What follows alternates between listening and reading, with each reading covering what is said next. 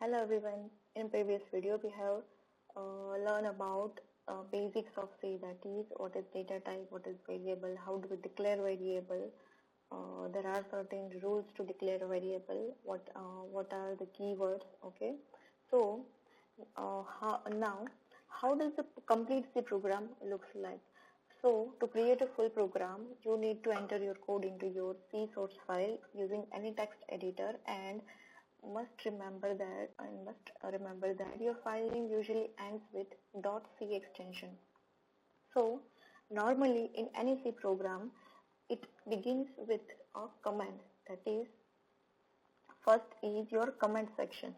Your command section describe purpose of your command. For example, purpose of your program. For example, if you are creating a program to calculate interest amount, then your command section will describe the calculation of simple interest. Okay. Your command, it can be a single line command or it can be a multi-line command. Then there comes an include section. In include section, we are going to add a multiple preprocessor directives. Then next come our source file function, that is our main function. The last thing you find in your source file are the functions. So in C program, the main function is itself named as a main. You can see that here it is a function. Okay. Before a function name, there is one keyword, that is integer int. It represents a return data type of that function. So this function returns 0. That's why it has return type integer. Function name is a main with blank argument, that is with null argument, with null parameter. And in this function we have declare some variable, that is integer of p and n. That means p and n are of integer data type, r and si of a float type. Then we have initialized this variable name with certain data, that is to store a data. Okay, so p is initialized with 100 and we initialize with 3, r is 8.5. okay. Now remember that every instruction is ended by semicolon. Okay, so this is a common syntax rule in general in every programming language, that your instructions should be followed by semicolon. Then there comes a printf statement. Look, printf is used to give a message to your as an output so that user can read. Scanf is used to read a data from the console, to read a data from a user. So first thing is what I have do is I have declare variable, then I have initialize this variable. So first thing you remember that all the variables are initialized in the beginning of main program. Then we have initialized it with data.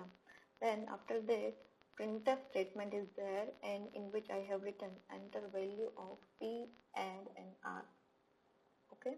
So next thing I have done is to take it as an input from the user, and then I have just applied a simple calculation, and I have printed interest of this.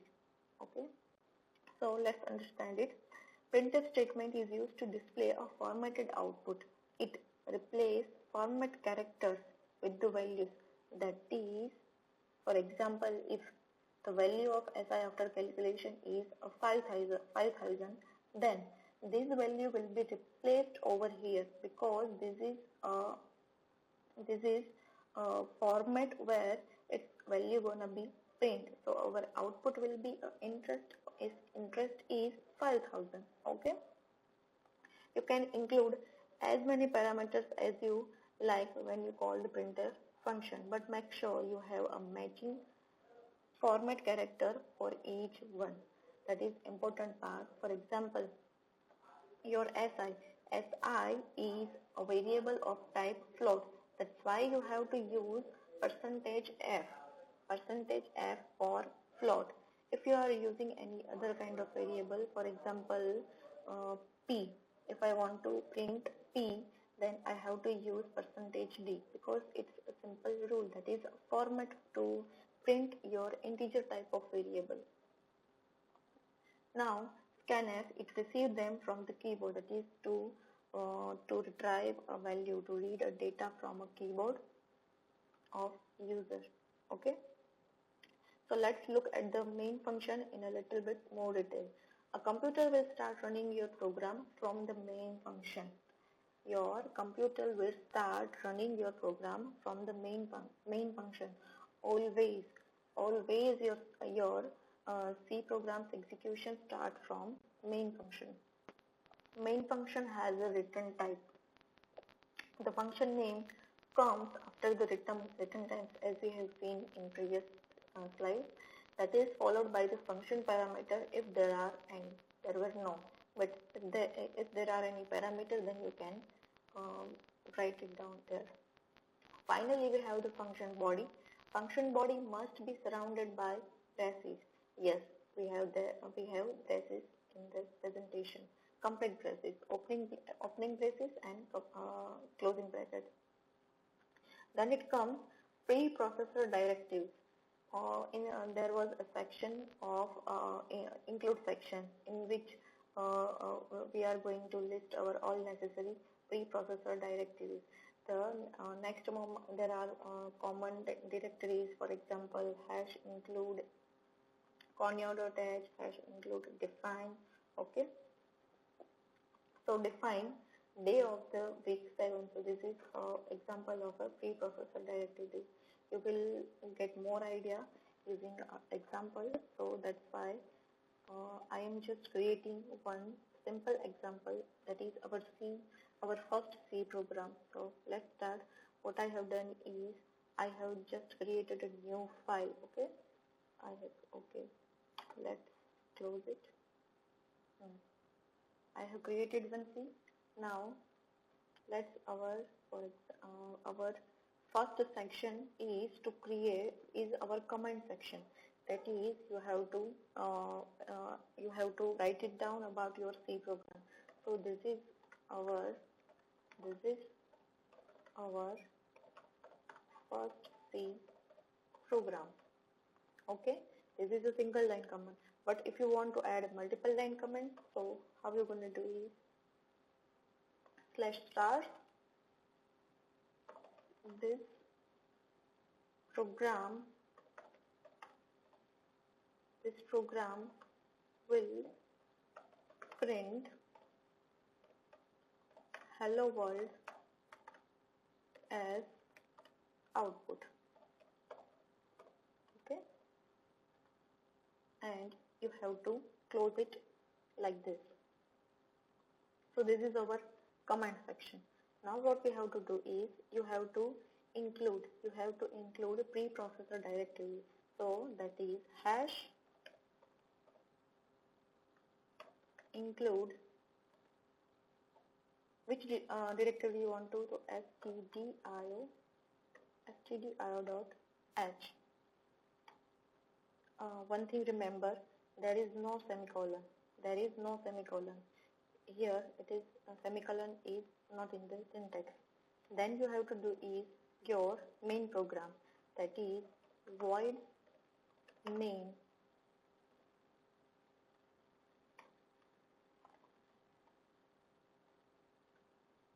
Okay, then simple printf statement.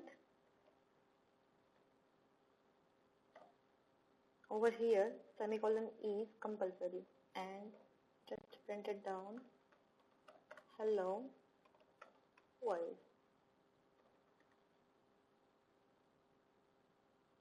This is hi from Parul. So this is our comment section, this is our include section, and after that there is our main function.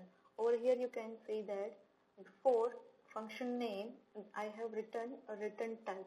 That means I have written a void. That means this main function is That means this main function returns nothing. Okay, that's why I have returned it as a void.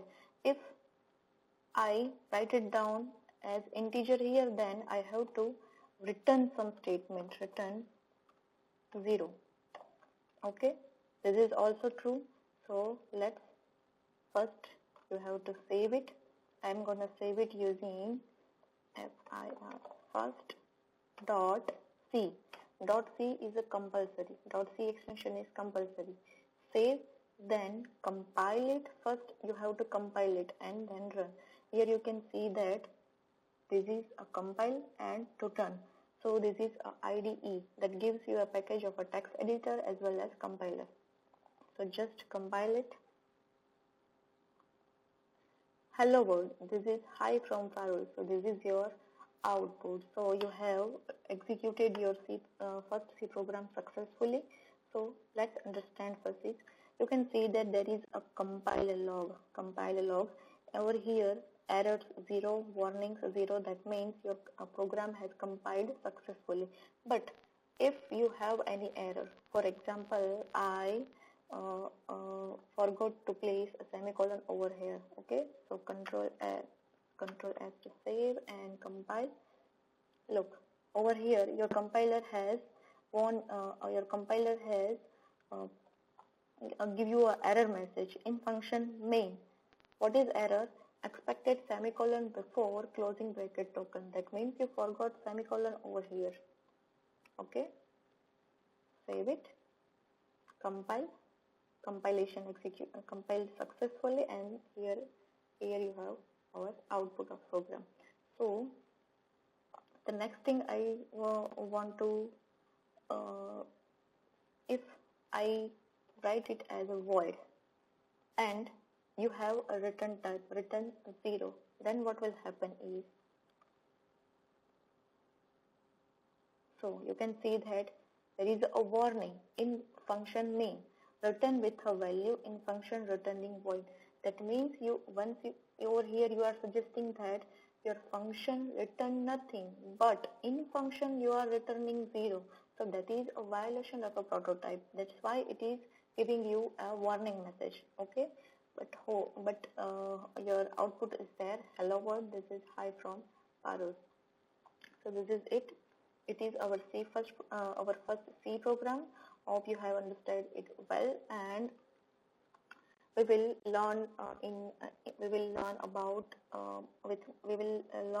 more about a C program in our next video tutorial. Thank you.